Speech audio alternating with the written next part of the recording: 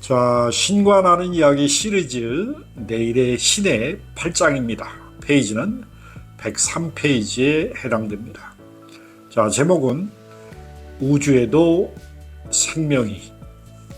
자, 사람들은 대부분 지구, 태양, 그리고 태양계와 같은 우주의 대상물이 죽어 있다고 생각한다. 우주의 대상물이 죽어 있다고 생각한다. 사람들은 그것들을 빅뱅이라 부르는 최초의 폭발 이후 고정된 패턴으로 시공간을 통해 움직이는 비활성 대상물, 자, 본질에서는 암석 덩어리로 여긴다. 자, 그렇죠. 저도 그렇다고 전제하고 대다수 사람도 그 문제를 조금이라도 생각해 본다면 그렇다고 확고히 믿습니다. 자, 이것은 환상이다. 그리고 너희가 이런 환상 속에 살 때, 자, 여기 아주 중요한 겁니다. 이것은 환상이다. 그리고 너희가 이런 환상 속에 살 때 그 죽어있는 사물들을 될 수 있는 한 많이 이용하고 개발하는 것을 빼고는 달리 그것들과 관계를 맺을 아무런 이유가 없으므로 결국 너희가 더 잘 연명할 수는 있다. 자, 이 문구를 잘 읽어보면 지구의 지금 현재 우리의 자원을 착취하는 문화를 잘 대변할 수 있습니다. 지구는 살아있는 생명 에너지 장으로 우리가 여길 때 이 시스템은 오래 유지할 수 있습니다. 단순히 자원만 본다면은 지구는 더 이상 생명을 연속할 수 없는 지경에 와 있습니다. 자, 그 점을 생각하면서 이 내용을 잘 읽어 드릴 수 있도록 제가 가슴을 연결하겠습니다. 자, 그러나 그 우주의 대상물들을 살아있는 시스템, 자, 이것이 실체다. 일부러 생각하고 체험할 때 그 시스템과 관련된 너희 진화에 관한 관념이 바뀐다. 지금으로는 내가 너 자신이 살아있음을 내가 알고 있지만 일단 내가 그 밖에 다른 것들 또한 살아있음을 깨닫게 되면 너는 너 자신을 더 큰 전체의 일부,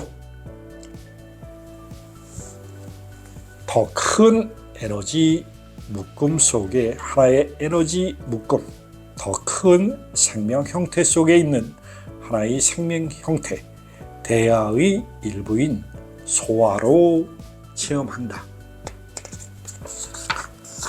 그 빠져있는 메시지는 오늘날의 신학에는 없습니다. 그렇다.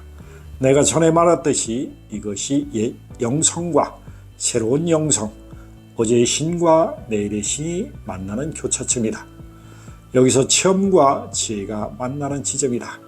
너희는 한쪽으로 자기 자신을 체험해왔고 지금 지혜는 너희의 방향을 바꾸어서 다른 길로 걷도록 초대하고 있다.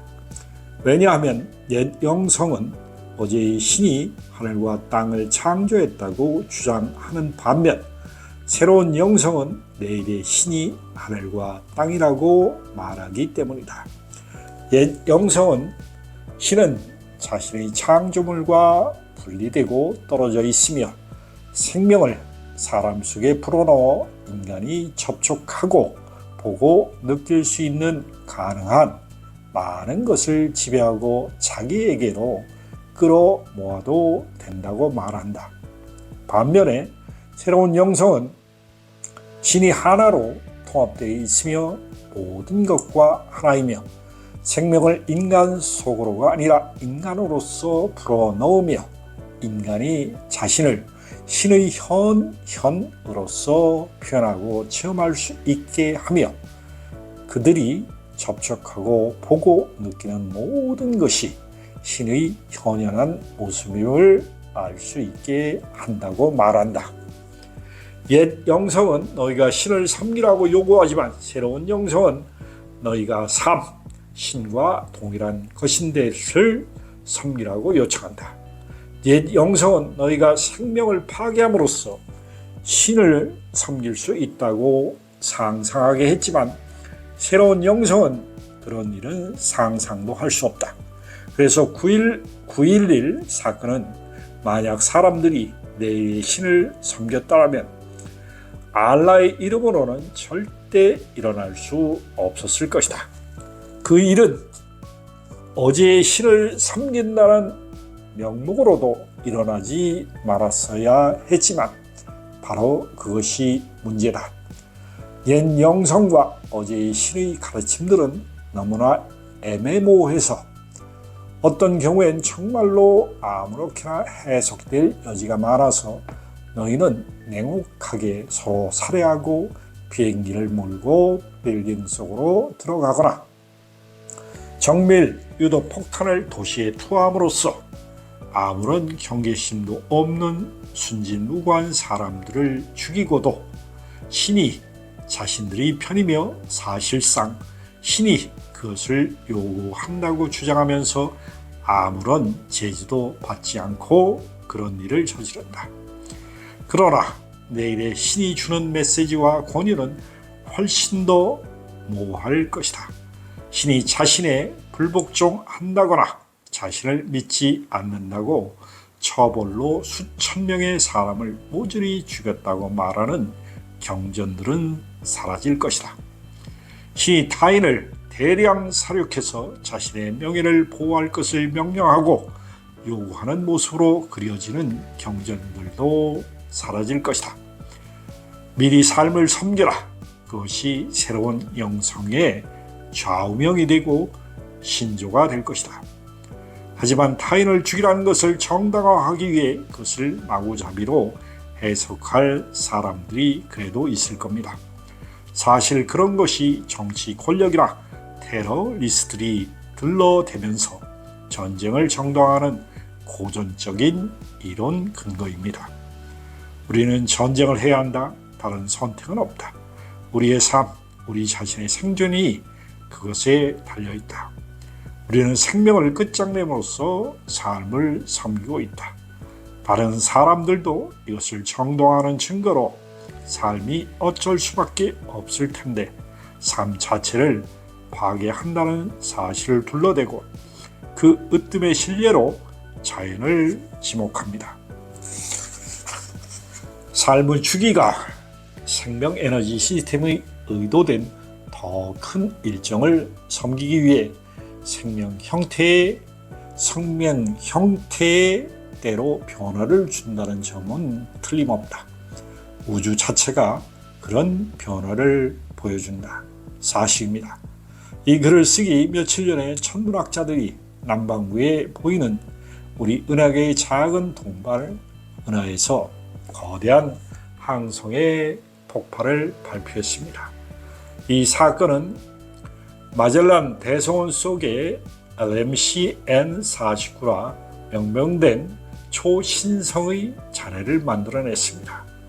과학자들은 이 폭발로 생긴 물질이 결국에는 재활용되어 새로운 세대의 LMC의 별들을 만들어낼 것이라고 말하는데, 이는 수십억 년 전에 은하계에서 폭발했던 초신성에 유사한 잔해들이 우리의 태양과 행성들을 만들어냈던 것과 같습니다.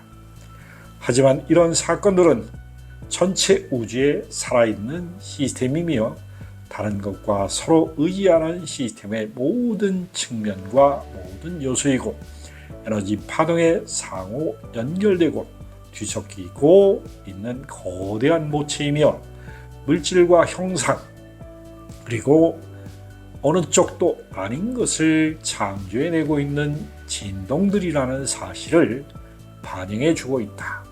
하지만 삶 그 자체로 조절하는 삶을 정상적인 주기를 방해할 필요는 거의 없다.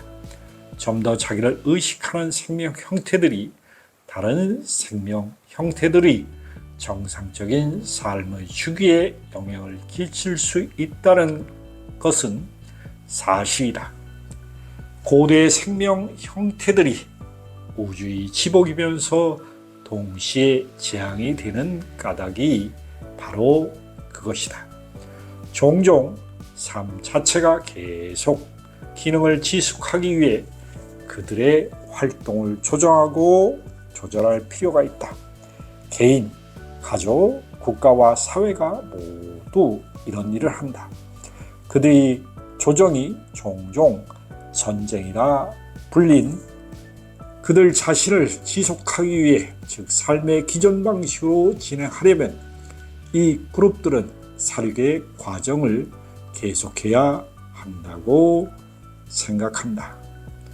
자, 이 내용은 아주 중요한 우주적인 생명의 실상의 내용을 담고 있습니다. 저 개인적으로는 이 내용을 읽을 때 심장에 집중해서 마음으로 듣습니다. 자, 여러분들도 심장에 집중하면서 이 내용을 잘 들으시면 영원히 알아듣게 됩니다.